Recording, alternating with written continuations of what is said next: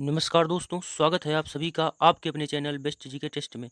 तो दोस्तों, जैसा कि आप सभी को ज्ञात है कि आपका फॉरेस्ट गार्ड का एग्ज़ाम दिसंबर माह में होना सुनिश्चित हुआ है और इस एग्ज़ाम में 80 प्रश्न हिंदी के, 60 प्रश्न रीजनिंग के और 60 ही प्रश्न सामान्य ज्ञान से पूछे जाएंगे। तो दोस्तों, आपके एग्ज़ाम पैटर्न को देखते हुए यूपी ट्रिपल एससी द्वारा पिछले साल की परीक्षाओं में पूछे गए सामान्य ज्ञान के प्रश्नों में से 60 प्रश्नों का एक शानदार टेस्ट लेकर आए हैं, जिससे आपको पता चलेगा कि यूपी ट्रिपल एससी कैसे प्रश्न पूछता है और आप सभी अपनी तैयारी को भी जांच सकेंगे। तो चलिए दोस्तों, शुरू करते हैं आज का अपना शानदार टेस्ट। तो पहला प्रश्न है कि निम्नलिखित में से कौन सा महासागर सबसे छोटा है? निम्नलिखित में से कौन सा महासागर सबसे छोटा है? इसके ऑप्शन है ए हिंद महासागर, बी अटलांटिक महासागर, सी आर्कटिक महासागर, डी प्रशांत महासागर। इसका सही आंसर होगा वो होगा ऑप्शन नंबर सी आर्कटिक महासागर। महासागरों का क्रम देख लें तो सबसे बड़ा महासागर है प्रशांत महासागर, उससे छोटा अटलांटिक, फिर हिंद महासागर, फिर दक्षिणी महासागर और सबसे छोटा जो है वो है आर्कटिक महासागर। तो चलिए अगले क्वेश्चन की ओर चलते हैं। उससे पहले बता दें कि हमारी हिंदी की वीडियो भी अपलोड होनी शुरू हो गई हैं और पहली वीडियो अपलोड हो चुकी है। आप हमारे चैनल की प्लेलिस्ट में जाकर इसे देख सकते हैं। तो अगला प्रश्न है कि निम्नलिखित में से कौन सी अदिश राशि है? ए कार्य, बी वेग, सी बल, डी त्वरण। इसका सही आंसर होगा वो होगा ऑप्शन नंबर ए कार्य। ऐसी राशियाँ जिनमें केवल परिणाम होता है और कोई दिशा नहीं होती अदिश राशियाँ कहलाती हैं, जैसे कार्य, द्रव्यमान, दूरी, समय, चाल, दाब आदि। अगले प्रश्न की ओर चलते हैं। तो अगला प्रश्न है कि महात्मा गांधी किस वर्ष कांग्रेस के अध्यक्ष बने थे? महात्मा गांधी किस वर्ष कांग्रेस के अध्यक्ष बने थे? ए 1921 ईस्वी, बी 1922, सी 1923, डी 1924। इसका सही आंसर होगा वो होगा option number D 1924। Mahatma Gandhi सिर्फ एक बार वर्ष 1924 में हुए कांग्रेस के बेलगांव अधिवेशन में अध्यक्ष बने थे। अगला प्रश्न है कि वयस्क बिल्ली के कुल कितने दांत होते हैं? वयस्क बिल्ली के कुल कितने दांत होते हैं? ए 32, बी 28, सी 30 और डी 16। इसका सही आंसर होगा वो होगा ऑप्शन नंबर सी 30। वयस्क बिल्ली के 30 दांत होते हैं, जबकि अवयस्क बिल्ली के 26 दांत होते हैं। बिल्लियां मांसाहारी जीव हैं जो मांस खाने के लिए विकसित हुए हैं। अगले प्रश्न की ओर चलते हैं। तो अगला प्रश्न है कि रक्त का पीएच मान कितना होता है? रक्त का पीएच मान कितना होता है? ए 5.4, बी 6.2, सी 7.4, डी 8.7। तो इसका सही आंसर होगा वो होगा ऑप्शन नंबर सी 7.4। रक्त का पीएच मान 7.4 होता है। रुधिर एक तरल संयोजी ऊतक है और एक औसत 70 किलोग्राम वयस्क में 5 से 6 लीटर रुधिर होता है, जो शरीर के भाग का लगभग 7 से 8% होता है। अगले प्रश्न की ओर चलते हैं। तो अगला प्रश्न है कि भारत में हरित क्रांति के जनक कौन है? भारत में हरित क्रांति के जनक कौन है? A R Mishra, B K C Mehta, C M S Swaminathan, D P Maheshwari. तो इसका सही आंसर होगा वो होगा option number C M S Swaminathan. Bharat में 1960 के दशक के मध्य कृषि में हरित क्रांति की शुरुआत हुई। विश्व में हरित क्रांति के जनक डॉक्टर नॉर्मन बोरलॉग हैं। भारत में हरित क्रांति के जनक डॉक्टर एम एस स्वामीनाथन है। अगले प्रश्न की ओर चलते हैं। तो अगला प्रश्न है कि लाफिंग गैस क्या है? लाफिंग गैस क्या है? A carbon dioxide, B sulphur dioxide, C nitrous oxide, D hydrogen peroxide. तो इसका सही आंसर होगा वो होगा option number C nitrous oxide. Laughing gas का नाम नाइट्रस ऑक्साइड है। अगला प्रश्न है कि विश्व में प्लेटिनम का उत्पादन किस देश में सर्वाधिक होता है? विश्व में प्लेटिनम का उत्पादन किस देश में सर्वाधिक होता है? ए दक्षिण अफ्रीका, बी भारत, सी चीन, डी जापान। तो इसका सही आंसर होगा वो होगा ऑप्शन नंबर ए दक्षिण अफ्रीका। प्रश्न नंबर 9 है कि पटाखा किस देश की मुद्रा है? पटाखा किस देश की मुद्रा है? ए पनामा, बी लाओस, सी मकाऊ, डी मैक्सिको। इसका सही आंसर होगा वो होगा ऑप्शन नंबर सी पटाखा मकाऊ देश की मुद्रा है। अन्य ऑप्शन के बारे में बात करें तो पनामा की मुद्रा वाल्बोआ है, जबकि लाओस की मुद्रा लाओकीप है और मैक्सिको की मुद्रा मैक्सिको पीसो है। प्रश्न नंबर 10 की ओर चलते हैं। तो प्रश्न नंबर 10 है कि गोकुल पुरस्कार संबंधित है। गोकुल पुरस्कार संबंधित है। ए कृषि उत्पादन में बढ़ावा देने से, बी दुग्ध उत्पादन में सहकारिता को बढ़ावा देने से, सी खेल कूद को बढ़ावा देने से, डी बागवानी में बढ़ावा देने से। तो इसका सही आंसर होगा वो होगा ऑप्शन नंबर बी दुग्ध उत्पादन में सहकारिता को बढ़ावा देने से। इस पुरस्कार में 22,000 रुपये तथा गाय और बछड़े की शील्ड प्रत्येक जिले से अधिकतम दुग्ध उत्पादक को दी जाती है।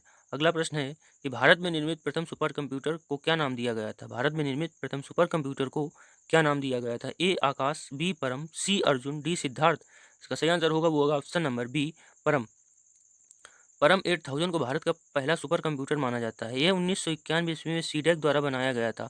आदित्य भारत मौसम विभाग संस्थान पुणे द्वारा बनाया गया नवीनतम सुपर कंप्यूटर है। प्रश्न नंबर 12 की ओर चलते हैं। तो 12 है कि चींटियों के अध्ययन को क्या कहा जाता है? चींटियों के अध्ययन को क्या कहा जाता है? ए मर्मिकोलॉजी, बी हर्पिटोलॉजी, सी फाइकोलॉजी, डी नीडोलॉजी। इसका सही आंसर होगा वो होगा ऑप्शन नंबर ए मर्मिकोलॉजी। चींटियों के अध्ययन को मर्मिकोलॉजी कहते हैं, जबकि सरीसृप के अध्ययन को हर्पिटोलॉजी कहते हैं और शैवालों के अध्ययन को फाइकोलॉजी कहते हैं और पक्षियों के घोंसलों के अध्ययन को नीडोलॉजी कहते हैं। अगले प्रश्न की ओर चलते हैं। तो अगला प्रश्न है कि चमेरा बांध किस नदी पर बनाया गया है? चमेरा बांध किस नदी पर बनाया गया है? A Sutlej, B Ravi, C Beas, D Chenab. इसका सही आंसर होगा वो होगा option number A Sutlej. Chamera बांध सतलुज नदी पर बनाया गया है। अगला प्रश्न है कि मूक घाटी यानी कि साइलेंट वैली कहाँ स्थित है? ए केरल, बी बिहार, सी महाराष्ट्र, डी त्रिपुरा। इसका सही आंसर होगा वो होगा ऑप्शन नंबर ए केरल। मूक घाटी यानी साइलेंट वैली केरल में स्थित है। प्रश्न नंबर अगला है कि निम्नलिखित में से कौन सा जानवर रेबीज फैला सकता है? निम्नलिखित में से कौन सा जानवर रेबीज फैला सकता है? ए छिपकली, बी गिलहरी, सी कबूतर, डी कुत्ता। तो इसका सही आंसर होगा वो होगा ऑप्शन नंबर डी कुत्ता। रेबीज या हाइड्रोफोबिया विषाणु जनित रोग है। रेबीज के विषाणु पागल कुत्ते, भेड़िया, लोमड़ी के काटने से शरीर में प्रवेश कर जाते हैं। रेबीज के टीके का आविष्कार लुई पास्चर ने किया था। प्रश्न नंबर 13 है कि सोयाबीन में क्या पाया जाता है? सोयाबीन में क्या पाया जाता है? ए प्रोटीन, बी कार्बोहाइड्रेट, सी वसा, डी खनिज। तो इसका सही आंसर होगा वो होगा ऑप्शन नंबर ए प्रोटीन। सोयाबीन में प्रोटीन पाया जाता है। प्रश्न नंबर 14 है कि टेरा रोसा शब्द का तात्पर्य है? टेरा रोसा शब्द का तात्पर्य है ए पीली मिट्टी से, बी लाल मिट्टी से, सी एक द्वीप से, डी उपयुक्त में से कोई नहीं। तो इसका सही आंसर होगा वो होगा ऑप्शन नंबर बी लाल मिट्टी से। टेरा रोसा का संबंध लाल मिट्टी से है। यह एक प्रकार की लाल क्ले मृदा है और यह चूना पत्थर के अवक्षय से प्राप्त होती है।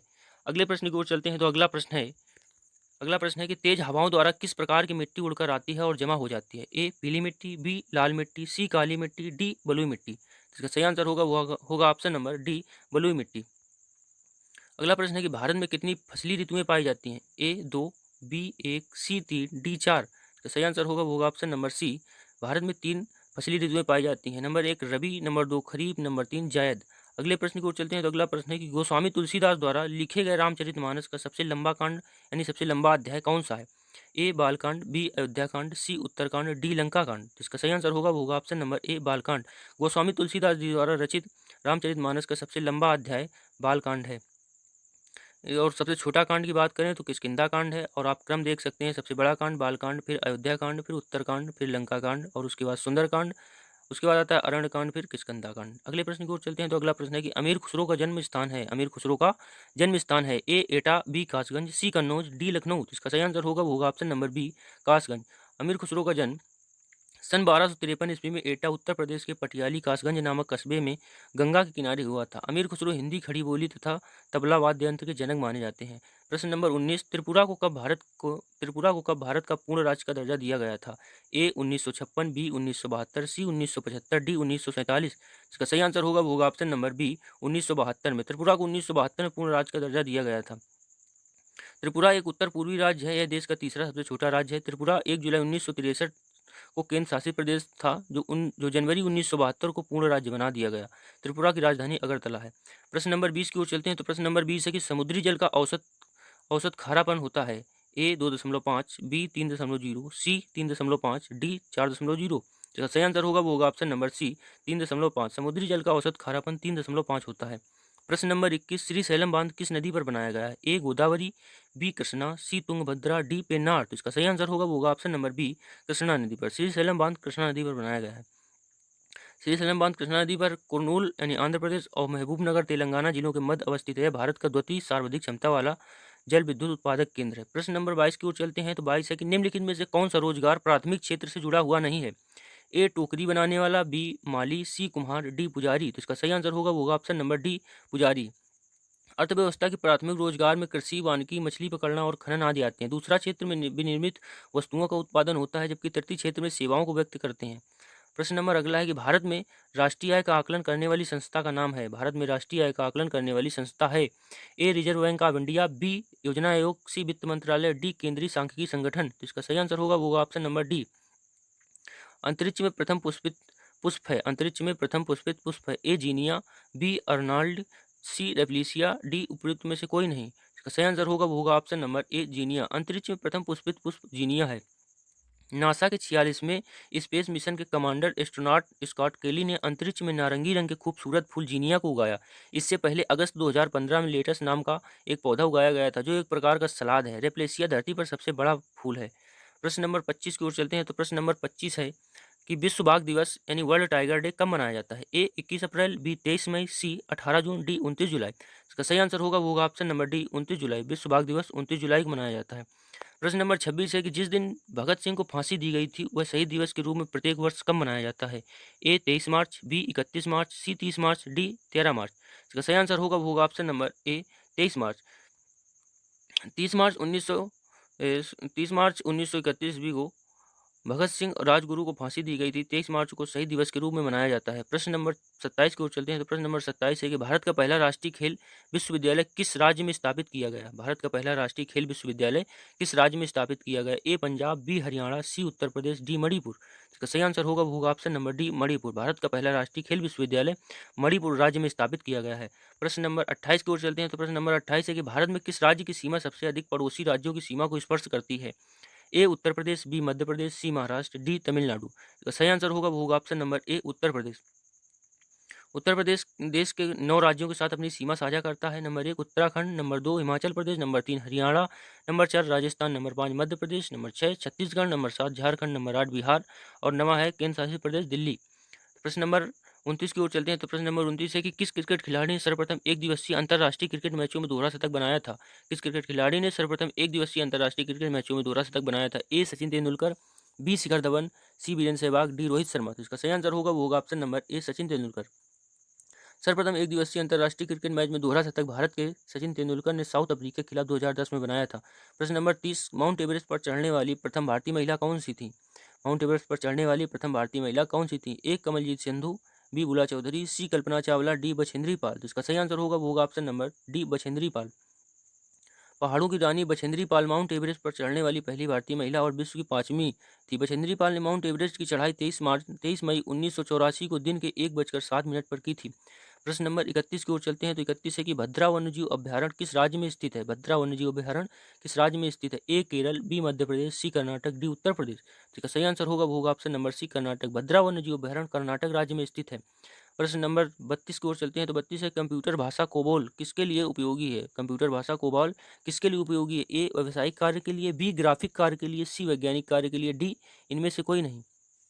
इसका सही आंसर होगा ऑप्शन नंबर ए व्यावसायिक कार्य के लिए। कंप्यूटर भाषा कोबाल व्यावसायिक कार्य के लिए उपयोगी है।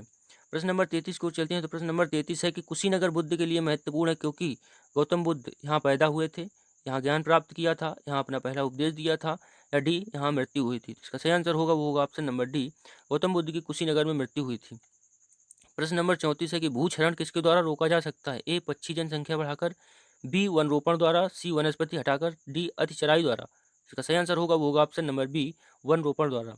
भूक्षरण वन रोपण द्वारा रोका जा सकता है। प्रश्न नंबर 35 है कि डब्ल्यू के आविष्कारक हैं। डब्ल्यू के आविष्कारक हैं। A Tim Berners Lee, B Martin Cooper, C Charles Babbage, D R R Samuel Tomlinson. इसका सही आंसर होगा option number A T Berners Lee. W के आविष्कारक टिम बर्नर्स ली हैं। डब्ल्यू का full form world wide web होता है। प्रश्न नंबर 36 की ओर चलते हैं। तो प्रश्न नंबर 36 है कि मृत्युदंड के मामले में क्षमा देने का अधिकार किसे है? ए प्रधानमंत्री, बी राष्ट्रपति, सी सर्वोच्च न्यायालय मुख्य न्यायाधीश, डी भारत का महान्यायवादी। तो इसका सही आंसर होगा ऑप्शन नंबर बी राष्ट्रपति। मृत्युदंड के मामले में क्षमा देने का अधिकार राष्ट्रपति को है। अनुच्छेद 72 में राष्ट्रपति की क्षमादान की शक्ति दी गई है। प्रश्न नंबर 37 की भारतीय संविधान में कितने मूल कर्तव्य दिए गए हैं? भारतीय संविधान में कितने मूल कर्तव्य दिए गए हैं? ए 9, बी 10, सी 11, डी 8। तो इसका सही आंसर होगा ऑप्शन नंबर सी 11। भारतीय संविधान में 11 मूल कर्तव्य दिए गए हैं। प्रश्न नंबर 38 है कि असहयोग आंदोलन कब वापस लिया गया था? ए फरवरी 1922, बी मार्च 1926, सी मई 1929, डी सितंबर 1925। इसका सही आंसर होगा ऑप्शन नंबर ए फरवरी 1922। असहयोग आंदोलन फरवरी 1922 को वापस लिया गया था। चौरी चौरा कांड की तिथि 5 फरवरी 1922 है। इस तिथि को संयुक्त प्रांत यानी उत्तर प्रदेश के गोरखपुर जिले में चौरी चौरा नामक स्थान पर किसानों के एक जुलूस पर गोली चलाए जाने के कारण क्रुद्ध भीड़ ने थाने में आग लगा दी, जिसमें 22 सिपाहियों की मृत्यु हो गई। यही घटना इतिहास में चौरी चौरा के नाम से प्रसिद्ध हुई। चौरी चौरा कांड से क्षुब्ध होकर महात्मा गांधी ने असहयोग आंदोलन वापस ले लिया था। कब लिया था? तो फरवरी 1922 को। प्रश्न नंबर 39 की ओर चलते हैं। तो 39 है कि 1764 में ब्रिटिश ईस्ट इंडिया कंपनी द्वारा स्थापित भारत का पहला डाकघर निम्नलिखित में से कौन सा था? ए सिक्किम, बी पुणे, सी मद्रास, डी बॉम्बे। तो इसका सही आंसर होगा ऑप्शन नंबर डी बॉम्बे। प्रश्न नंबर 40 की ओर चलते हैं। तो प्रश्न नंबर 40 है कि प्लासी का युद्ध कब लड़ा गया था? ए 1748 ईस्वी, बी 1757 ईस्वी, सी 1764 ईस्वी, डी 1782 ईस्वी। तो इसका सही आंसर होगा ऑप्शन नंबर सी 1757 ईस्वी को। प्लासी की लड़ाई 23 जून 1757 ईस्वी को अंग्रेजों के सेनापति रॉबर्ट क्लाइव एवं बंगाल के नवाब सिराजुद्दौला के मध्य हुई थी, जिसमें नवाब सिराजुद्दौला अपने सेनापति मीर जाफर की धोखाधड़ी के कारण हार गए थे और अंग्रेजों से पराजित हुए, एवं अंग्रेजों ने मीर जाफर को बाद में 1760 में हटाकर उसके दामाद मीर कासिम को बंगाल का नवाब बना दिया था। प्रश्न नंबर 41 की ओर चलते हैं। तो प्रश्न नंबर 41 है कि पास्कल किसकी इकाई है? ए आर्द्रता की, बी दाब की, सी वर्षा की, डी तापमान की। इसका सही आंसर होगा वो होगा ऑप्शन नंबर बी, दाब की। पास्कल दाब की इकाई है। प्रश्न नंबर 42 है कि अंतर्राष्ट्रीय चावल अनुसंधान संस्थान कहाँ स्थित है? अंतर्राष्ट्रीय चावल अनुसंधान संस्थान कहाँ स्थित है? ए नैरोबी, बी हैदराबाद, सी इथोपिया, डी मनीला। इसका सही आंसर होगा वो होगा ऑप्शन नंबर डी, मनीला। अंतर्राष्ट्रीय चावल अनुसंधान मनीला में स्थित है। मनीला की फिलीपींस की राजधानी मनीला है। प्रश्न नंबर 43 की ओर चलते हैं। तो 43 है कि कर्क रेखा कहाँ से गमन करती है? कर्क रेखा कहाँ से गमन करती है? ए भारत और ईरान, बी ईरान और पाकिस्तान, सी भारत और सऊदी अरब, डी ईरान और इराक। तो इसका सही आंसर होगा वो होगा ऑप्शन नंबर सी, भारत और सऊदी अरब। कर्क रेखा भारत और सऊदी अरब से गमन करती है। प्रश्न नंबर 44 है कि यूरोप में उच्चतम पर्वत शिखरों में से एक माउंट एल्ब्रुस कहाँ स्थित है? ए जर्मनी, बी स्विट्जरलैंड, सी रूस, डी यूक्रेन। तो इसका सही आंसर होगा वो होगा ऑप्शन नंबर सी, रूस। यूरोप में उच्चतम पर्वत शिखरों में से एक माउंट एल्ब्रुस रूस में स्थित है। प्रश्न नंबर 45 की लोकसभा की सदस्यता के लिए उम्मीदवारों की न्यूनतम आयु क्या क्या निर्धारित की गई है? ए 21 वर्ष, बी 25 वर्ष, सी 18 वर्ष, डी 30 वर्ष। तो इसका सही आंसर होगा वो होगा ऑप्शन नंबर बी, 25 वर्ष। लोकसभा की सदस्यता के लिए उम्मीदवारों की न्यूनतम आयु 25 वर्ष निर्धारित की गई थी।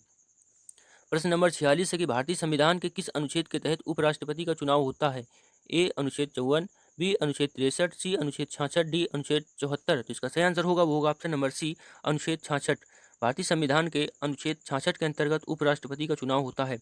अनुच्छेद 63 के अनुसार भारत का एक उपराष्ट्रपति होगा तथा अनुच्छेद 66 के तहत उपराष्ट्रपति के चुनाव की प्रक्रिया का वर्णन किया गया है। उपराष्ट्रपति राज्यसभा का पदेन सभापति होता है। उपराष्ट्रपति को राष्ट्रपति शपथ दिलाता है। उपराष्ट्रपति का वेतन वर्तमान में 4 लाख रुपए है। प्रश्न नंबर 47 है कि भारत का कौन सा राष्ट्रपति निर्विरोध निर्वाचित किया गया था? ए doctor Rajendra Prasad, B doctor Radhakrishnan, सी के आर नारायण, डी नीलम संजीव रेड्डी। इसका सही आंसर होगा वो होगा ऑप्शन नंबर डी, नीलम संजीव रेड्डी। वर्ष 1977 से 82 के कार्यकाल में नीलम संजीव रेड्डी निर्विरोध राष्ट्रपति चुने जाने वाले भारत के पहले व अब तक के इकलौते राष्ट्रपति हैं। प्रश्न नंबर 48 की देवानाम प्रिय किसे नाम दिया गया था? देवानाम प्रिय किसे नाम दिया गया था? A Harshvardhan, B Ashoka, C Kanishka, D Chandragupta Maurya. इसका सही आंसर होगा वो होगा option number B, Ashoka. Ashoka को उसके अभिलेखों में देवानाम प्रिय संबोधित किया गया। भाब्रू अभिलेख में अशोक को प्रियदर्शी जबकि मास की में बुद्ध शाक कहा गया। प्रश्न नंबर 49 कि विश्व की सबसे बड़ी पर्वत श्रृंखला कौन सी है? विश्व की सबसे बड़ी पर्वत श्रृंखला कौन सी है? ए आल्पस, बी हिमालय काराकोरम, सी एंडीज, डी तिब्बत। इसका सही आंसर होगा वो होगा ऑप्शन नंबर सी, एंडीज। विश्व की सबसे बड़ी पर्वतमाला एंडीज है। प्रश्न नंबर 51 है कि विद्युत चुंबक किस से तैयार किया जाता है? विद्युत चुंबक किससे तैयार किया जाता है? ए नरम लोहा, बी इस्पात, सी कार्बोनेट, डी पीतल। इसका सही आंसर होगा वो होगा ऑप्शन नंबर ए, नरम लोहा। नरम लोहा से विद्युत चुंबक तैयार किया जाता है। लोहे से बने चुंबक अस्थायी तथा इस्पात से बने चुंबक स्थायी होते हैं। प्रश्न नंबर 52 है कि ऐसा राज्य जहाँ कोई क्षेत्रीय ग्रामीण बैंक नहीं है? ऐसा राज्य जहाँ कोई क्षेत्रीय ग्रामीण बैंक नहीं है। ए सिक्किम, बी मणिपुर, सी जम्मू कश्मीर, डी नागालैंड। तो इसका सही आंसर होगा वो होगा ऑप्शन नंबर ए, सिक्किम। सिक्किम एकमात्र ऐसा राज्य है जहां अभी तक कोई क्षेत्रीय ग्रामीण बैंक नहीं है। प्रश्न नंबर 53 है कि नदी का बहता हुआ जल किस प्रकार की ऊर्जा का संवहन करता है? ए स्थितिज ऊर्जा, बी गतिज ऊर्जा, सी रासायनिक ऊर्जा, डी वायु ऊर्जा। इसका सही आंसर होगा वो होगा ऑप्शन नंबर बी, गतिज ऊर्जा। नदी का बहता हुआ जल गतिज ऊर्जा का संवहन करता है। प्रश्न नंबर 54 है कि निम्नलिखित में से कौन सा फास्फोरस का एक प्रमुख स्रोत है? ए आलू, बी आंवला, सी संतरा, डी दूध। तो इसका सही आंसर होगा वो होगा ऑप्शन नंबर डी, दूध। कैल्शियम के बाद फास्फोरस हमारे शरीर में सबसे अधिक पाए जाने वाले खनिजों में दूसरे स्थान पर आता है। कैल्शियम के साथ फास्फोरस ऑस्टियोपोरोसिस जैसी हड्डी की बीमारियों में सुरक्षा प्रदान करता है। फास्फोरस विषाक्त पदार्थों को फिल्टर करता है। प्रश्न नंबर 55 है कि आलू निम्नलिखित में से किसका एक प्रमुख स्रोत है? ए प्रोटीन, बी वसा, सी मिनरल यानी खनिज पदार्थ, डी कार्बोहाइड्रेट। तो इसका सही आंसर होगा वो होगा ऑप्शन नंबर डी, कार्बोहाइड्रेट। आलू कार्बोहाइड्रेट का एक प्रमुख स्रोत है। प्रश्न नंबर 56 है कि किस शहर को स्टील सिटी ऑफ इंडिया के नाम से जाना जाता है? ए मुंबई, बी कोलकाता, सी कोच्चि, डी जमशेदपुर। तो इसका सही आंसर होगा वो होगा option number D, Jamshedpur. Jamshedpur को जमशेदपुर को स्टील सिटी ऑफ इंडिया के नाम से जाना जाता है। प्रश्न नंबर 57 है कि प्रसिद्ध पीर पंजाल रेलवे सुरंग कहाँ स्थित है? प्रसिद्ध पीर पंजाल रेलवे सुरंग कहाँ स्थित है? A Jharkhand, B Jammu Kashmir, C Maharashtra, D Mizoram. तो इसका सही आंसर होगा वो होगा option number B, Jammu Kashmir. Jammu Kashmir में ही पीर पंजाल रेलवे सुरंग स्थित है। प्रश्न नंबर 58 है कि सीमेंट का उत्पादन करने में भारत विश्व में कौन सा स्थान रखता है? ए पहला, बी दूसरा, सी तीसरा, डी चौथा। तो इसका सही आंसर होगा वो होगा ऑप्शन नंबर बी, दूसरा। सीमेंट का उत्पादन करने में भारत दूसरा स्थान रखता है। प्रश्न नंबर 59 है कुडनकुलम परियोजना किस राज्य में स्थित है? कुडनकुलम परियोजना किस राज्य में स्थित है? A Karnataka, B Tamil Nadu, C Telangana, D Kerala. तो इसका सही आंसर होगा वो होगा option number B, Tamil Nadu. Tamil Nadu में ही कुडनकुलम परियोजना स्थित है। प्रश्न नंबर 60 है और अंतिम प्रश्न है कि भारतीय संविधान का निम्नलिखित में से कौन सा अनुच्छेद विधिक क्षमता यानी कि कानून के सामने समानता का अधिकार देता है? ए 14, बी 13, सी 17, डी 26। तो इसका सही आंसर होगा वो होगा ऑप्शन नंबर ए 14। भारतीय संविधान के सामने अनुच्छेद 14 कानून के सामने समानता का अधिकार प्रदान करता है। तो दोस्तों यह था 60 प्रश्नों का एक शानदार टेस्ट। दोस्तों यदि आपको लगे कि इसमें मेहनत हुई है तो चैनल को सब्सक्राइब करें, लाइक करें और वीडियो को शेयर जरूर करें। धन्यवाद दोस्तों।